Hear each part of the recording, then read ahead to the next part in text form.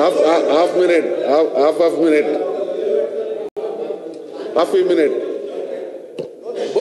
बहुत बहुत शुक्रिया स्पीकर साहब, बड़ी खुशी की बात है। हमारे यहाँ भी बच्चे वो लोग भी पढ़ना चाहते सब, मगर क्या बात है नहीं मालूम। प्राइवेट स्कूल्स का क्वेश्चन आया, उसमें हमको मौका नहीं दिए। अब ये जो रेजिडेंशियल स्कूल का क्वेश्चन आया, जिसके अंदर माइनॉरिटी रेजिडेंशियल स्कूल भी है, अगर आप नहीं देना चाहते हैं तो ये बात अलग है सर। मगर मैं आपसे रिक्वेस्ट करना चाहता हूँ, ये बड़ी अच्छी बात है।